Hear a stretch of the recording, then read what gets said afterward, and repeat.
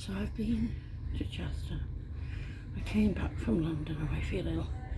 And I went to my storage unit to visit my babies in Chester on this train. And the storage unit, the other one, has given me money. So I'm doing this so I don't have to pay. I went up, I'm here in Birkenhead tonight, and then I might be sleeping rough tomorrow because I've got no money. So I'll see what happens. And the Chester West Council are corrupt. Everybody said what they've done to me is evil. I mean, I'm ill.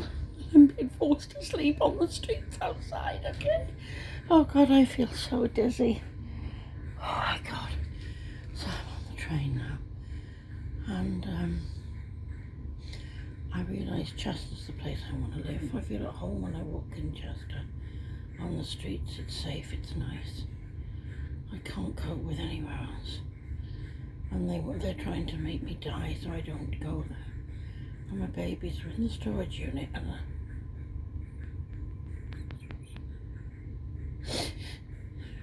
I've got my life-size rag dolls there.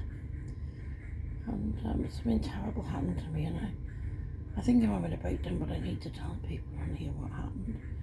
So what happened was, I went to London. I was so desperate, I didn't know what to do. And somebody said the council there will help you, you see. Because it's a different area, it'd be better. But then I was under Chester West again with them. They're very nice, but they said you're under Chester West, there's nothing they can do. They were responsible for me. They were meant to put me in a hotel in London and send me back the next day, but they refused to and said, let her sleep rough. They told the council that, apparently. That's what was reported back to me from another woman. And she'd rung for me. And so I've been in the park in London. I met some very nice rough sleepers, not like what you get in Chester. They're all just on heroin here, because everybody has a home in Chester. But down there, they were like students and Spanish musicians and things, young men. Very nice, very polite, not on drugs, very, very nice people. And I met this young boy who'd been abused at home. He was lovely, called Kyle in Stratford, not Stafford, Stratford. And he's outside the railway, not the railway station, the shopping centre, and I need somebody to go and help him. He's got a girlfriend there called Karen, they're blonde, they're very young. He's a very lovely boy with blue eyes and lovely long, thick blonde hair. And they lay down outside Stratford shopping centre, the mall. And it's the old one with the green bits, not the new one, the old one. And I thought I could get help for him because this man put me in a hotel and promised to help me. There was a corrupt man. It's been terrible. I feel very peculiar. I'm very suicidal because I realise I have no option now but to end it all. There is no option left for me. There is no option left for me. So what happened was this man, he was dressed like, he was trying to look like Johnny Depp. He was in his 50s and he had this bandana on his head tied back. And he was kind of short, skinny man, walked like this. Talked, hello darling, like that. He talked like Alan Sugar, like that, Danny Dyer, like that, a proper gangster thug type thing. And he was very intimidating. And he wore a black pinstripe jacket and black waistcoat to go with it. Then he had a black shirt and he'd have black torn jeans and then black shiny shoes, and that's how he dressed like that, thinking he was cool. Anyway, he told me I was intimidated by him. So when he told me he was going to help me. And my days of sleeping off and being homeless were over, not to worry, because he was really rich and everything would be fine.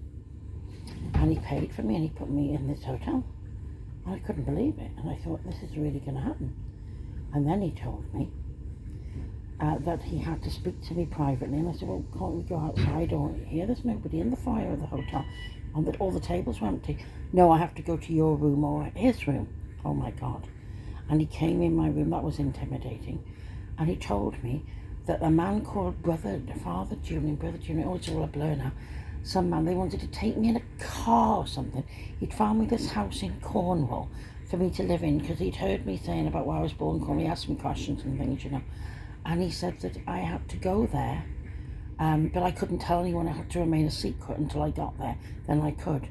And I said, no, I wasn't going in the car. That's when he turned nasty. So he disappeared from the hotel. The staff didn't know what had happened, or anything. Merseyrail service to Liverpool Central. Yeah, so I mean, that's what's happened. And then I was in absolute shock. I have to wait for this. Oh, fucking hell. And then, and he's been telling me he kills people, he beats people up, and this man looked at his daughter, I think, the wrong way. And apparently, he said he hadn't got any family first. Then he makes it up and says he's got daughters. Then he had a partner with him, and she called herself Shaz, a black lady, and she said she was 53, a care assistant in like a purple overall, and with like beaded hair. And she was very outgoing, and she does protests against, she's an anti-vaxxer. And it was all too much because I didn't know what was going on. And he promised me, and for somebody when you're that low and you're homeless and you're suicidal and you're in a bad way, and he knew that, to promise me that my problems were solved and he was buying me a house is wicked. He is what we call evil. Oh, he also told me that he'd been sent by God to help me. He was the Archangel Michael. And I was crying, that's what he told me. I'm the Archangel Michael, I've been told. Archangel. Anyway, I'm more like Satan. Anyway, the thing is, I'll tell you what he did.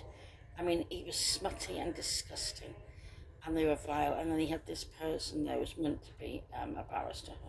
I don't think so, because they wouldn't be talking smut. And then he said this other woman there was his daughter. I don't think so. Or they wouldn't be, no man would talk smut like that in front of his daughter. Sexual depravity, they were talking, absolute filth that I can't put on here because it makes me vomit. But talking about women's insides and how to go in them, and awful conversation it was absolute. I heard it and oh my God, it was vile. And then I had to have this thug in my room. I was terrified. So I wouldn't let him in then after that. So then he disappeared from the hotel because he knew he wouldn't get anywhere with me. So he was fuming. So this woman who was nice, who was in the hotel, told everything. She said he was a drug addict. She said, what? A drug dealer. She seemed to think what it is. And she said, I'm not being rude, but look at you. She said, you're naive, vulnerable, you look daft, and people are looking out for people like that to smuggle drugs. And you wouldn't even know you'd had them. She said they'd pack them in your luggage and you go the other end and they'd see you disabled and vulnerable and they wouldn't even look for them. And she said that's what he's looking out for and that's what he was going to use you for. Lovely people, I must say. It's put my faith in humanity to zero, all this has. You know. I wish there was karma, and I hope it really kicks in big. Because, I mean, I need karma to come to me. Personally, I'm a fucking... All I want's a bloody home. And then people say that, oh, she's ungrateful, she's been offered a chest to us. They didn't see it. Maybe on the video it doesn't come out that well. It's full of fucking asbestos to begin with. There's a turd down the toilet. There's shit on the floor. It was disgusting. It was in a derelict place. It looked awful. It was so depressing that I couldn't deal with it. And how do you expect me to clean it up and gut it from everything when I've got no money to do that? You have to move into a decent place to feel safe. And they do have decent places, but they're not offering them to me. That's all there is, the difference. And then people say, you need a solicitor, you need this, that. There's other women's trying to get a newspaper reporter that she knows involved, but nothing does anything. I just want to die now. I've had enough of him. I mean, he was the final straw. The last nail in my coffin, he was. I thought, well, that's terrible. I knew he was shady and I wanted to go to the police. I was itching to go to the police. And I was outside that New Scotland Yard that time, you know where the thing spins round. And there was a lovely policeman from Wales and he was really nice, a big man. And I nearly broke down and told him. But I was too scared to, because I thought, if I do that, he's going to slit my throat or something. He told me, no, if anyone crosses me, I kill him. Get rid of them, hide the evidence and all this. I thought, oh my God. He told me he'd beaten up 3 men who looked at his daughter the wrong way. Daughter, it's probably all prostitution. That woman is probably a prostitute, it's never his daughter. And because he said he didn't have any family, and then he made it up. And you would not talk dirts like that in front of your daughter. It's just sick and twisted. That would be absolutely depraved. So I mean, You just wouldn't. That's going on the grounds of paedophilia. I mean, that's disgusting. So they wouldn't be. She'd be a prostitute, children, that young black girl who was there. Anyway, because they're in drug dealers always mixed with prostitution, don't they? Anyway, and that other thug that was with him, he looked as seedy as shit as well, never embarrassed me. He was like Indian type race, very short, and like nearly a midget, very short. And he was a lot younger, he seemed to be in his 30s. And he was very seedy and shady looking again.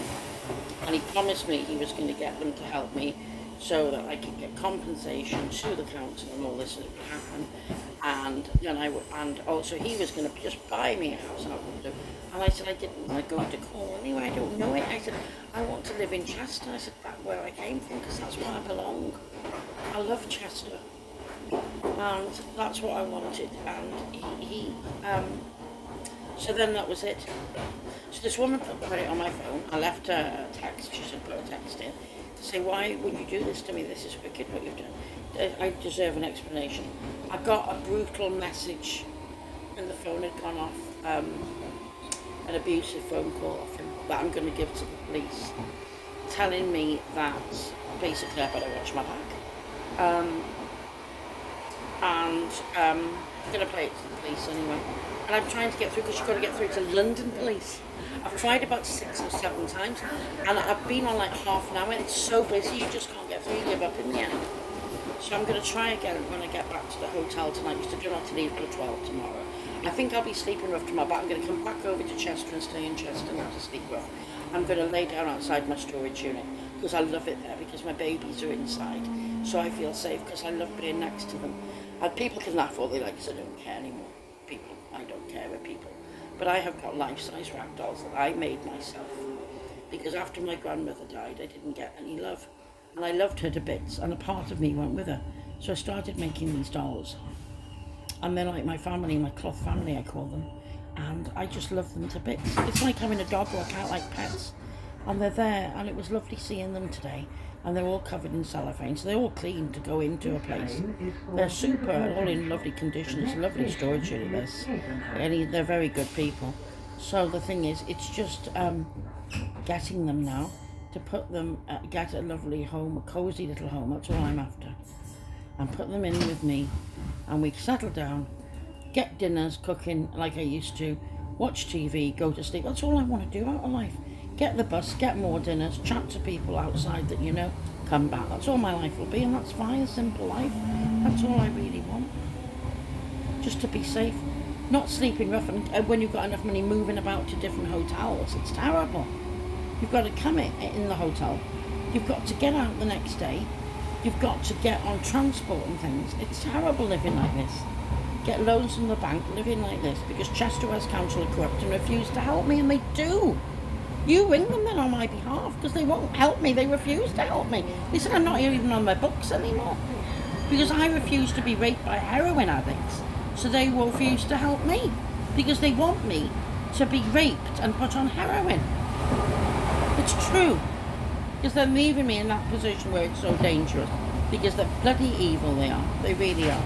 And then I have to deal with people like him. Some hard-nosed criminal. Oh yes, he said he killed 3 men. That's what I told you. They looked at his children and went, I bit his nose off. He said, bit his bloody nose off. Like that, as if he'd bite a nose off. I don't think. And then he keeps fisting like that. And his eyes are like this. But I can't do because my eyes don't go like that. They're like demon's eyes. And when he glares at you, it's bloody scary, I'm telling you. You know what I mean? So that night when he stared at me like that and he'd been fighting, I didn't go to the bedroom at all till 4 o'clock in the morning. I sat in that lounge with the staff there with a cold drink, and I sat there because I was exhausted, because I was scared he'd come to my bedroom and attack me. He said he'd killed a few men, he's killed loads of people, and he said he'd left these men down an alleyway and he wanted to go back and finish the job off. He said he'd broken somebody's neck, somebody's leg, bitten a nose off. Now whether he's making it all up to threaten me, I don't know. But the police will know. And the police need to be warned. Because why would he put me in a hotel and wanted me to do that if there was nothing in it for him? Think about it. I don't know what he planned on doing with me. I mean, it might not have been drugs, it could have been something worse. Somebody said there's a lot of people smuggling going on. And also they said they could have used you for a human sacrifice. Well, I'm big, you see, aren't I? And white on fat flesh, you see. Fresh flesh. You wonder, don't you?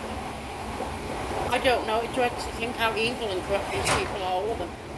I seem to be surrounded by evil people. Chester West Council, evil. That thug, evil. He called himself Adam. I don't know whether that's his real name. I don't think it is for 1 minute, it won't be. But I mean, the whole thing is terrible anyway. I thought I'd let you know on here what's happened. So now I'll be sleeping rough from tomorrow. I'll be outside Chester, my storage unit. I'm going to sleep around there because I feel safe next to my babies on the grass verge on the side there. It's the best place to be. Because they're not going to help me, Chester West Council. They're complete corrupt bastards. Anyway, if anyone can help me, you can contact me anytime. My email is pinkbabybutton6@gmail.com. Pink the colour, baby like a baby, button like on a coat or dress, the number 6@gmail.com. I would be grateful. Any assistance, any advice, anything. And if you do want to donate and put me in a hotel, if you've got the money and you can afford it, but only if you can afford it. My name, it is the same email via PayPal. So all you're going to do is put it through the email via PayPal. And I'd love to get like a night's sleep in a hotel. If you've got the money and can do that, I'd be so grateful to you. I hate begging, and I'm not a scrounger or a beggar. I could never lay on the streets with one of those things out. It's too humiliating. But I'm coming on here because I am scared and desperate, and that's the only reason I'm on the internet. I wouldn't be on otherwise. I'd hardly put myself on here in such a vulnerable state, shaming myself in front of people if I wasn't desperate. Couldn't be more bloody desperate. I'm very suicidal and nobody wants to know. Anyway, I would be very, very grateful if somebody would help me in any way possible. Thank you very much for listening to this video, and I would appreciate hearing from you. Thank you.